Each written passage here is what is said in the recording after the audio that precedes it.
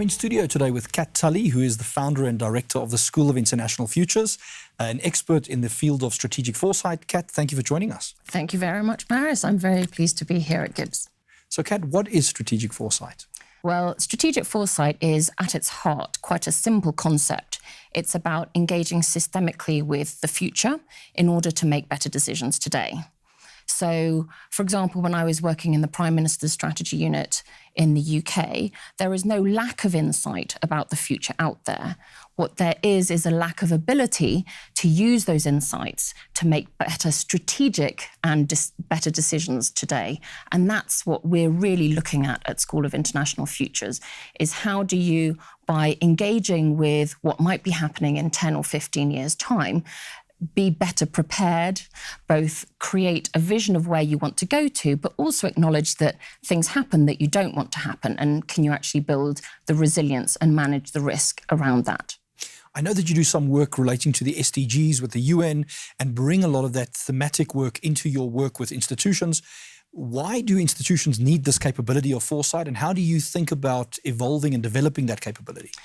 So that's a great question. The SDGs is a framework around 2030, and therefore that's actually built into the framework, is the fact that we need to look out what's going to happen with antimicrobial resistance and the impact of that on our health indicators and targets, for example.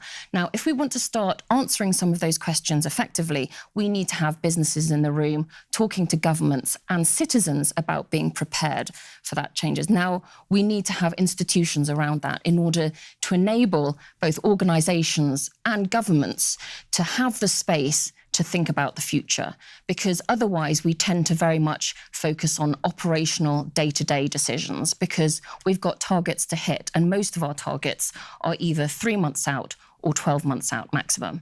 Our budgets also tend to inform us and mean that we actually focus on the short term.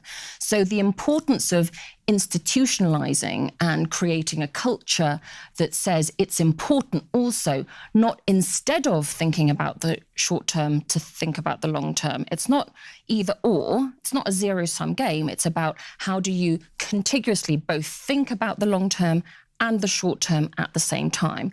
And that's not always easy to do.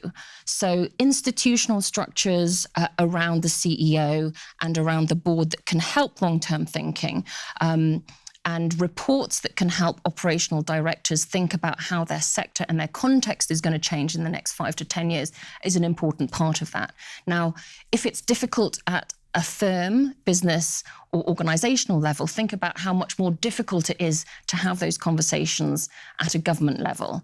And that's some of the work that we very much focus on, is how do you build the institutional capability as a civil service and as a government to think about the long term.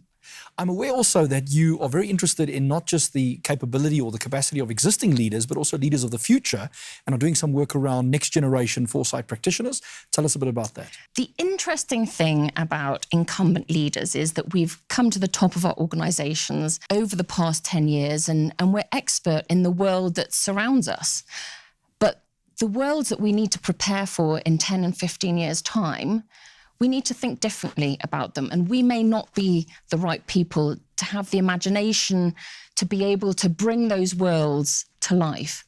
If we genuinely want to kind of think about how technology, synthetic biology is going to revolutionise the food security business, how it's going to mean that we vote differently, it's really important that we harness the ideas, the imagination and the understanding of people who are 35 and under. That is just critical. And they, I fundamentally think, are really able to envisage possibilities and futures in a way that we can't. And it's incredibly important in the world that we're living in that we hear those voices and hear those ideas quickly. Because at the moment, we are driving our planet off a cliff. We have 12 to 15 years to turn things around in terms of climate change and addressing some of the ecosystemic resources that we're using. And their ideas and their energy is too important a part of the solution for us not to spend time immediately listening to those ideas. So this is what the Next Generation Foresight Practitioner Prize is trying to do. We ran the pilot last year, and it's inviting under 35-year-old people around the world who are imagining a different future, imagining different trends and what might happen with technological change, and inviting them to apply for the award. It's a $25,000 award prize that they can use to spend on their case study or their project. And really the idea is to then harness those ideas and bring them to current leaders in governments and businesses around the world. My final question, Cat, is can you give us a concrete example, perhaps in health or elsewhere in security, where foresight is being used through an institutional mechanism in this participative way that you describe that you think is showing some very good traction? There are so many really interesting examples of that.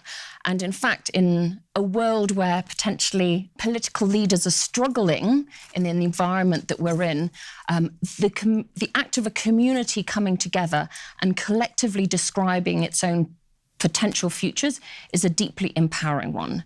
Now, examples of that that's happened is from here, from South Africa, Port Elizabeth, for example. They did the North Star scenarios famously a few years ago. But you have excellent examples in Brazil, in Colombia, post the violence, in Zimbabwe, bringing together people to talk about their future who, would not have ever talk to each other apart from the fact that now what they're talking about is the future of their grandchildren. And that's what brings them together and unites them in the potential to speak, even though otherwise they were sworn enemies. So the transformational potential of participative foresight with impact that actually helps people make different decisions to create a better future is very, very powerful. Cat Tully, thanks for visiting us. Many thanks indeed.